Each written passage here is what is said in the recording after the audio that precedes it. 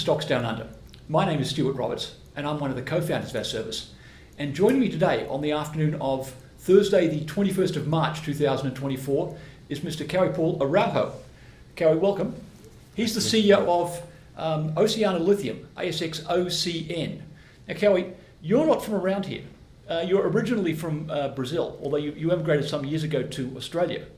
Oceana Lithium is taking you back in the sense that its flagship is the Solonópole Lithium Project in the northern state of Ceará. Tell us about yourself and how you came to be working for a company looking for lithium in Brazil. No, thanks for having me, Stuart. So I started my career with Vale in Brazil, working as an iron ore geologist. Exploration, mine geology, resource modeling, and I had a secret passion for finance. So I studied finance and started getting more involved into consulting advisory roles. And in 2011, I was invited by SRK Consulting here in Sydney to join their project valuations team. And from there, multiple roles in exploration, in mining, in valuations, in project valuations, M&A transactions. Worked for different companies, engineering firms, advisory firms. And there was an opportunity last year in around July 2023, to join Oceana and participate on this exciting project in Brazil. At the time, we had numerous people working on the project, collecting over 10,000 soil samples and doing 136 kilometers line of geological mapping. So there was a lot of work done during that period. And I got really excited, particularly about the location of the project, which I think is just almost in the perfect place to develop a lithium mine. Right. Let's talk about that. Solonópole is up in Ceará state, which is at the top. Anyone who's been to Brazil and gone to Fortaleza will been in that very state. You're about 3 or 4 hours drive via sealed roads down to the town of Solonópole. In your project area, you've got about 17 kilometres of outcropping pegmatites, and you did a small drilling program last year, which showed that those pegmatites continued down a little bit. Didn't come up with any grades at that time. And we'll come back to what you intend to do next in a moment. But let's talk about the favourable opportunity. A lot of people are worried when you go exploring for lithium, where's the water going to come from? Turns out that's the least of your problems in the part of Brazil where you're operating. Yes, we're very fortunate that we have access to water in this particular semi-arid region of Brazil. It's a very common structure that the farmers build in this region where we call them açudes, which is essentially just man-made dams that you can capture all the water, the rainwater that falls between December and May, and that will essentially provide enough water supply to all the farming activities, and at the same time, depending on how much water we need for the plant in the future, we could actually do the same kind of structure and use that water throughout the year. Right, so you've got water, we've got sealed roads, the land is flat lying, you're only 4 kilometres away from a major port on the Atlantic coastline in Fortaleza, and there's another newer port just to the north of Fortaleza as well. Yes. So it's got everything you want. Now what we've got to do is go find some lithium. Now, turns out that there are a lot more pegmatites than we first thought, and since you've taken charge, we've done some more field work to prove up that opportunity. What's very interesting is the grades in those soil samples are extraordinarily high. Talk to us about what's happening there. Yes, it's a very interesting geological endowment that we operate because you have very little soil, actually.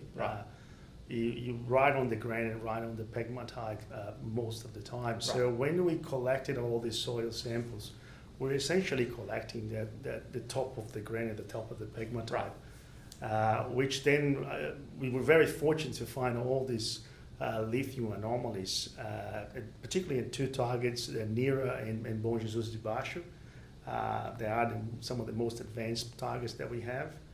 And that would obviously allows us to plan the drilling much better than we did in the first instance, where we had very little options due to not having an environmental permit for drilling at that stage. Right. And obviously we didn't have all this information that we have today. Right. So the whole work that we did in the past 6 months was actually integrating all this information. We got also geophysics done, so high definition mag survey with drones of all the 6 main targets. We also did a lot of mapping, and now we're doing more detailed mapping. So we had a better understanding of the structural geology of each one of these targets. Some interesting things that we found out was that we have more than one family of pegmatites. Right. Some of them are northeast, southwest, southwest, and then the other ones that are a bit more like east-west trend. So we were able to put more detail into the mapping, put more detail into the sampling, and we're able to generate some really robust drill targets that we want to pursue next. Right. Now, the core target is Bom Jesus de Baixo. I've had to practice my Portuguese to get this right. That's the site of an old tin tantalum mine. So you're actually finding spodumene crystals in the old open pit there, which is your clue that there's something interesting down there. It is, and you have spodumene and you also have tantalum. So it's a quite which basically it reinforces the fact that we actually in drilling or sampling or targeting LCT pegmatites, right.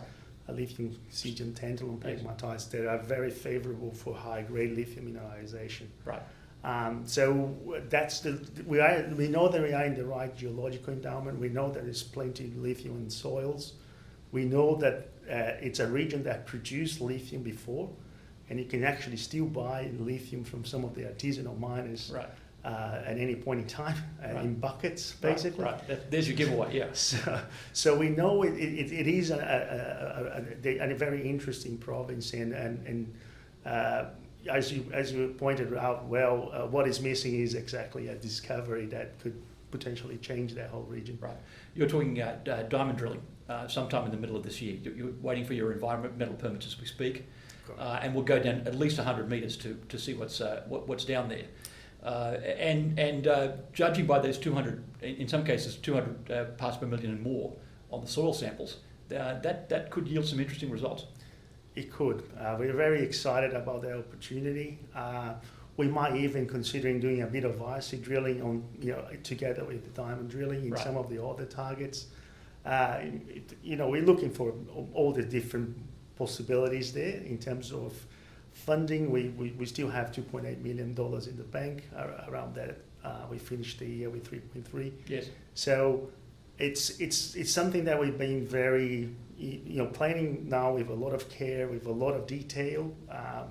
It's something that we've had some changes in the exploration management team as well.